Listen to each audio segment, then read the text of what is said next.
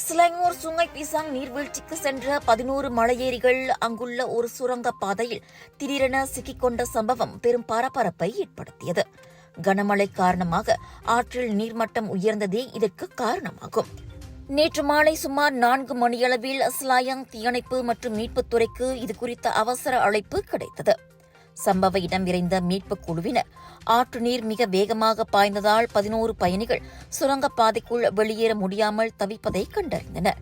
கடுமையான நீரோட்டத்தையும் பொருட்படுத்தாமல் தீயணைப்பு வீரர்கள் மிகவும் சவாலான முறையில் இந்த மீட்புப் பணியை மேற்கொண்டனர். சுமார் 3 மணி நேர போராட்டத்திற்கு பிறகு இரவு 7 மணியளவில் அனைத்து பயணிகளும் பாதுகாப்பாக மீட்கப்பட்டனர். இச்சம்பவத்தில் யாருக்கும் காயங்கள் ஏற்படவில்லை என அதிகாரிகள் உறுதிப்படுத்தினர். பருவமழை காலங்களில் இதுபோன்ற நீர்நிலைகளுக்கு செல்லும் போது பொதுமக்கள் கூடுதல் எச்சரிக்கையுடன் இருக்க வேண்டும் என்றும் வானிலை மாற்றங்களை கவனித்து செயல்பட வேண்டும் என்றும் தீயணைப்புத்துறை கேட்டுக் கொண்டுள்ளது. விலையோ மலிவு, செலவோ குறைவு, தரமோ உயர்வு, மனமோ நிறைவு.